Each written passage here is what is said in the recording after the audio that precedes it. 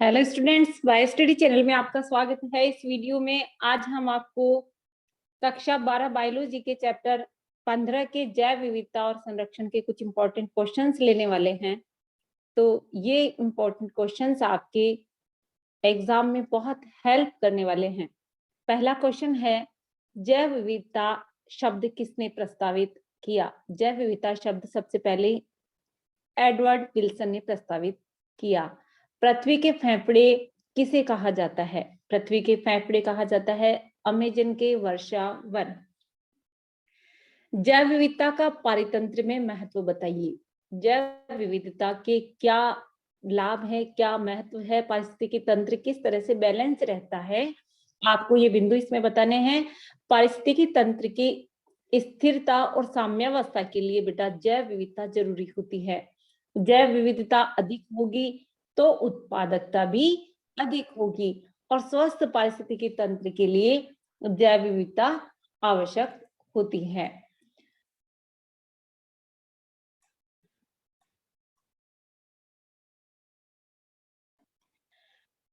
अगला क्वेश्चन है, पवित्र उपवन क्या है? पवित्र उपवन वे स्थल होते हैं, प्राकृतिक स्थल, जहां पादप और जंतुओं को सांस्कृतिक और धार्मिक दृष्टि से अत्यधिक महत्व दिया जाता है या महत्व होता है। लोग पादप और जंतुओं की पूजा करते हैं, संरक्षण देते हैं।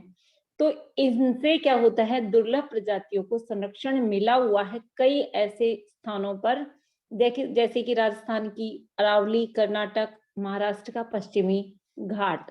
इस तरह से ये पवित्र उपवन पादप और जंतुओं को संरक्षण प्रदान करते हैं।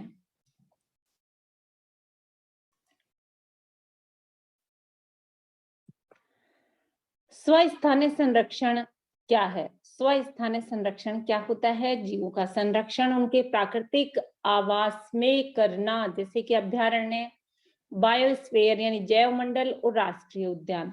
जहां पर जीव निवास करता है वहीं उसको संरक्षण प्रदान करना, उसके प्राकृतिक आवास में संरक्षण देना स्वस्थानीय संरक्षण कहलाता है।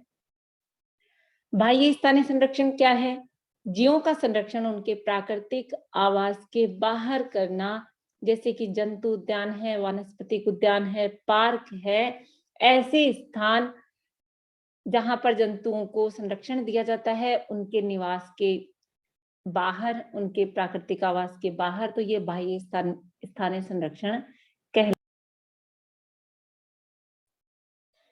रेड डाटा बुक किसके आंकड़े उपलब्ध कराती है? रेड डाटा बुक विलुप्त प्राय पौधे और जंतुओं के आंकड़े उपलब्ध कराती है। रेड डाटा बुक किसके द्वारा बनाई गई? रेड डाटा बुक IUCN के द्वारा बनाई गई है। भारत के 2 हॉट स्पॉट के नाम बताइए। अगला क्वेश्चन है, भारत के 2 हॉट स्पॉट के नाम बताइए। बेटा आपको बताना है इसमें पश्चिमी घाट और हिमालय। हॉट स्पॉट शब्द का क्या अर्थ है? ये हॉट स्पॉट शब्द का क्या मीनिंग है? इसका आंसर आपको देना है कि ऐसे क्षेत्र जहां जातीय समृद्धि बहुत अधिक होती है। जातीय समृद्धि बहुत अधिक होती है, उच्च स्थानिकता पाई जाती है, ऐसे फील्ड हॉट स्पॉट कहलाते हैं। ऐसे फील्ड हॉट स्पॉट। पारितंत्र सेवाएं किसे कहते हैं? पारितंत्र सेवाओं का क्या मतलब है, क्या होता है मीनिंग?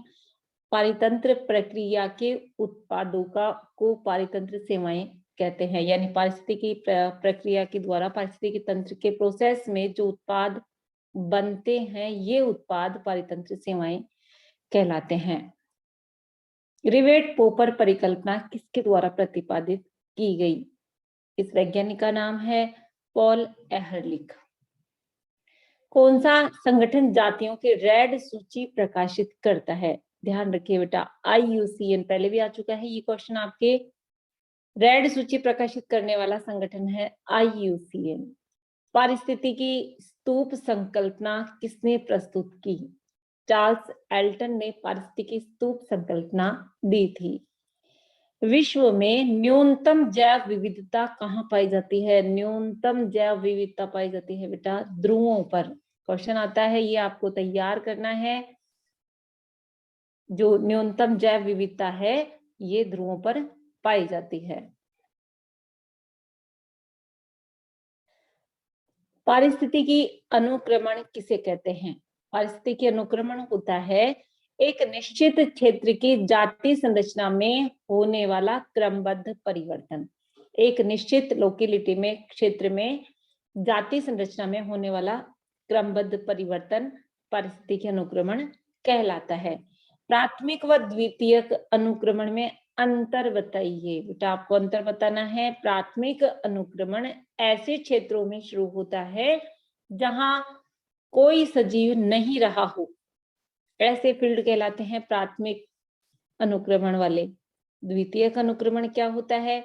ऐसे क्षेत्रों में शुरू होता है जहां कभी सजीव रहते थे। तो इस तरह से प्राथमिक और द्वितीयक अनुक्रमण में आपको अंतर लिखना आना चाहिए। प्राथमिक अनुक्रमण और द्वितीयक अनुक्रमण में ये मुख्य अंतर आपको बताना है। सबसे स्थिर पारिस्थितिकी तंत्र कौन सा है? सबसे स्थिर पारिस्थितिकी तंत्र है बेटा महासागर। भू रासायनिक चक्र किसे कहते हैं?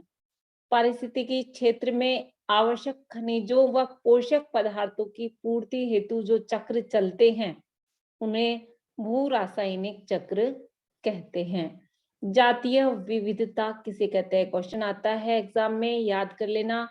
जातीय विविधता किसे कहते हैं?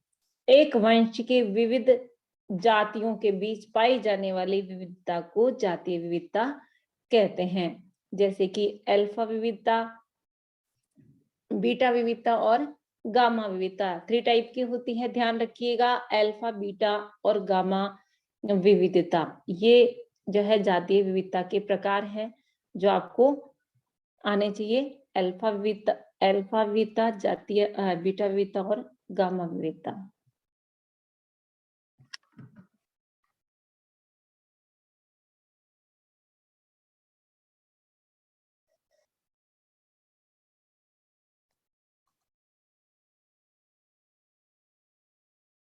नेक्स्ट है विशेषक और जीन कोश को समझाइए।